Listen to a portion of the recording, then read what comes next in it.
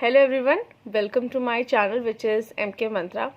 सो आज इस वीडियो में मैं आपको ये बताना चाहती हूँ कि मुझे ग्रामर पोर्शन के लिए क्यों बुक से पढ़ना पसंद नहीं है। जब मैं ग्रामर प्रिपेयर करती हूँ तो क्यों मैं बुक्स रेफ़र नहीं करती।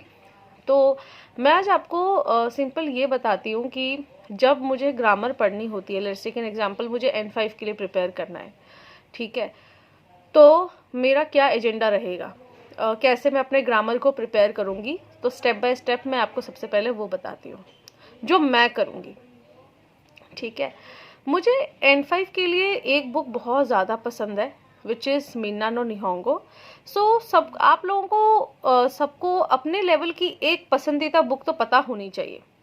If you are preparing for N1, N2, N3, N4, N5, सबको अपनी एक बुक पता होती है कि भाई वो किस में कंफर्टेबल है। उस बुक का आप चूज़ करो, ठीक है। चलो मैंने लेट्स टेक एन एग्जांपल, मैंने N5 का मैंने प्रिपेयर करना है तो मैंने मिन्ना नो निहोंगो बुक चूज़ करी, ओके। अब मैं क्या करूँगी, उस बुक के जो ग्रामर्स हैं, ये मेरी स्ट्रैटेजी है, उस बुक के जो ग्रामर्स हैं उसमें मैं चैप्टर वाइज जितने भी पैटर्न्स लिखे हैं, ओके, पैटर्न्स, उसको मैं एक पेज पे लिख दूँगी। Let's take an example, chapter 1 these patterns 1 2 3 4, chapter 2 these patterns 1 2 3 4, chapter 3 these patterns 1 2 3 4। तो ऐसा करके मैं टिल चैप्टर 25 तक मेरे पास 25 पेज होंगे, राइट। 25 पेज के अंदर ग्रामर जो है उनके टॉपिक्स लिखे होंगे, सिर्फ topics. So let's take an example, N5 में आपके पास पहला टॉपिक है चैप्टर 1 में देस जा आरी मासेन, ठीक है, का पार्टिकल।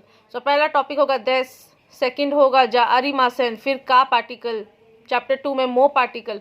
तो इस तरह से मैं हर पेज पे चैप्टर वाइज उसके पैटर्न्स लिख दूंगी। अच्छा, अब इसका करने का मोटिव क्या है?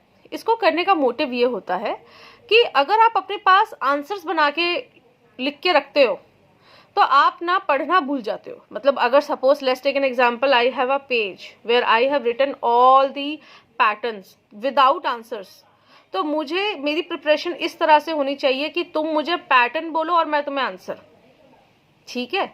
तुम्हें कहाँ से प्रिपेयर करना है आप लोगों को पैटर्न के आंसर्स, वो आपकी जिम्मेदारी है, इट्स योर रिस्पॉन्सिबिलिटी।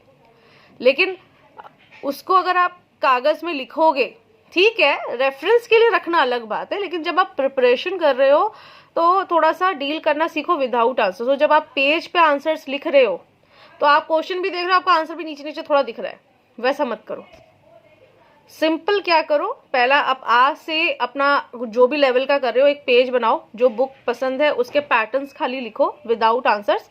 एक हमारी शीट बन जाएगी वो, ठीक है, जो कि हम उसको यूज करेंगे फुक्शु के लिए, रिवीजन के लिए, ठीक है।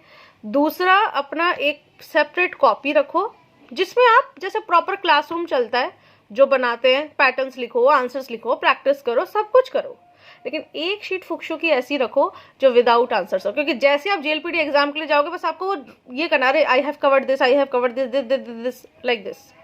आंसर्स के साथ बनाओगे, कॉपी भारी बनेगी, टाइम ज़्यादा जाएगा, ठीक है। सो मैं सिंपल ये रूल अपनाती थी, पहले मैं सारे पैटर्न्स को ना बहुत अच्छे से पढ़ डालती थी, बहुत अच्छे से, कि अरे यार ये है, ये है। कोई मुझे पूछेगा व्हाट इज दिस, मैं ये नहीं बोलूँगी नाउन वा समथिंग करके सब्जेक्ट, मैंने कहा भाई दिस पोलाइट के लिए यूज होता है, बस मैंने ये बना दिया, नाउन को पोलाइट करने के लिए यूज होता है। क्यों मास यूज करते हैं भाई, वर्ब को पोलाइट करने के लिए यूज होता है। मेरे पास वन लाइनर आंसर होने चाहिए, why I will write so many answers in that, I am not interested. So be crispy, उतना जल्दी आपको अच्छे से लर्न होगा। तो क्या आपने नोट किया, एक अपनी फेवरेट बुक डिसाइड करो, नहीं बुक पता है तो कमेंट सेक्शन में लिखो, I will try to find out.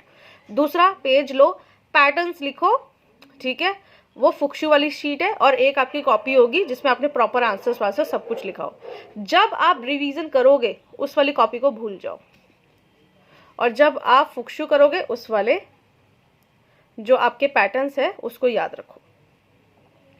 Now अब क्वेश्चन ये उठता है कि मैं बुक्स रेफर क्यों नहीं करती ग्रामर पोर्शन के लिए। इसका आंसर यही है, गूगल में इतने आंसर्स हैं ना कि जो मुझे बुक से ज़्यादा अच्छे लगते हैं, तो मैं वहाँ से पढ़ पढ़ के नोट्स बनाती हूँ।